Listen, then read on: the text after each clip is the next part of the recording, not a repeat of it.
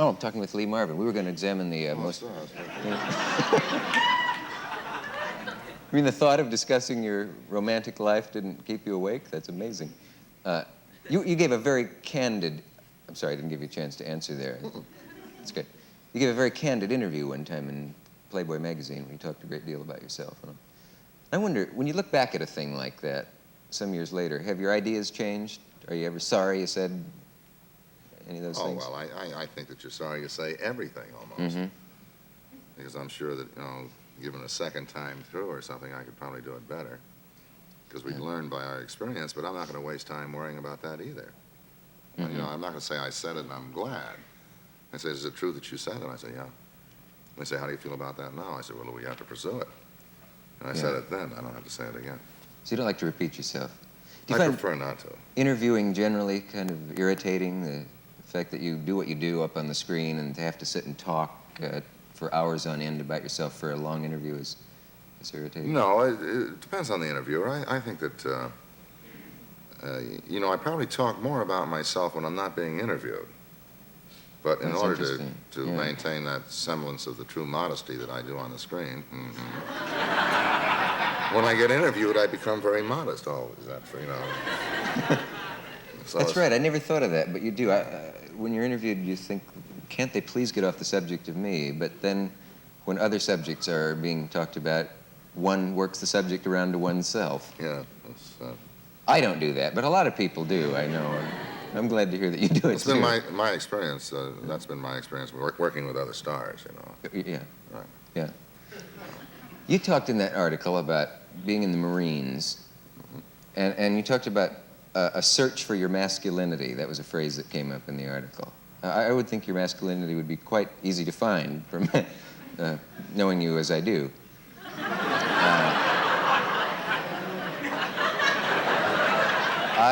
We weren't going to talk about my private life now.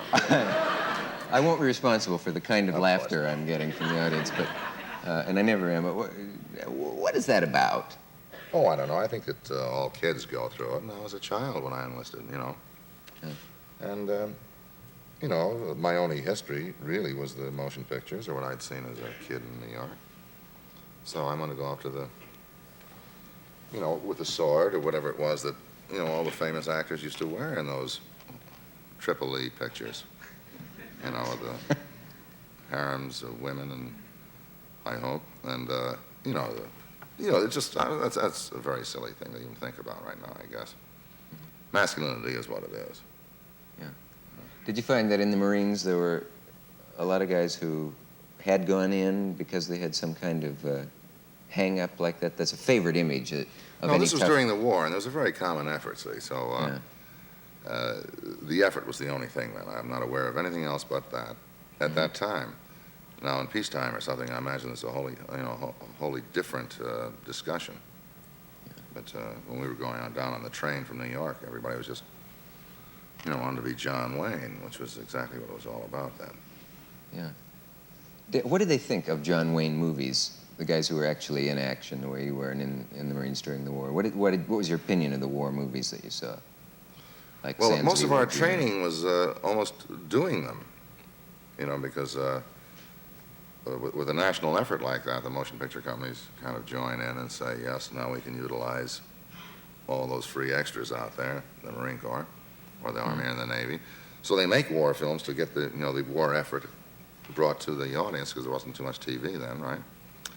So that you were part of it in the training aspect. I mean, they'd say, well, they have a motion picture company coming in tomorrow, maybe a couple of phony actors in there, trying to get us to be, and then you'd be part of the scene. So you were part of your duty was to be in war movies. Almost in your training, yeah. Yeah. I didn't make it far, though. I mean, I didn't get involved in any. Yeah. But I know a lot of guys that did. But did the combat seem real to guys who actually knew what it was like in those movies with John Wayne and all? Oh, well, combat's a very personal thing. I don't think two people will agree on anything in combat, so I think for the theatrical audience, they were doing the best they could at the time. Yeah. I mean, nobody wanted to see a newsreel, of, true death and destruction, so it's much better to do it theatrically, which is less painful. Yeah. Do you ever have any?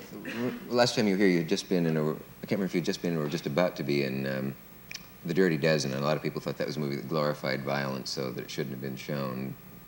Does that criticism irritate you ever?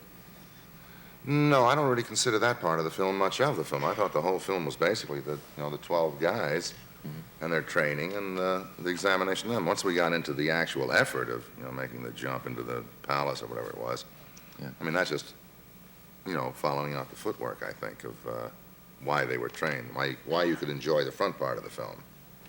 Mm-hmm. But you didn't think that the film was a bad influence on what? the people who get their kicks from seeing. Well, I'm mixing up two questions here. Do you think a movie can be a bad influence because it has people Sure. cheering, say, the gassing of Germans or the murdering of... I'm sure it can be both ways. It can be a good influence, a bad influence, or an indifferent influence. Yeah. But that's not my job, or it wasn't my job at that time to ascertain whether this would be a great influence on not pouring gasoline on German generals. Mm-hmm. I wasn't really concerned about that. I was concerned about working with Jimmy Brown or Johnny Cassavetes or the rest of that marvelous group of actors. Did you ever get hurt making a film?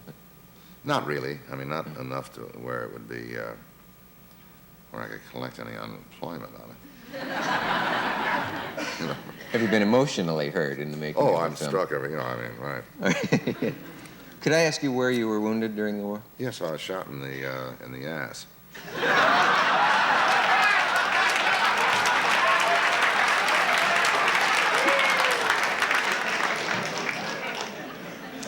Could...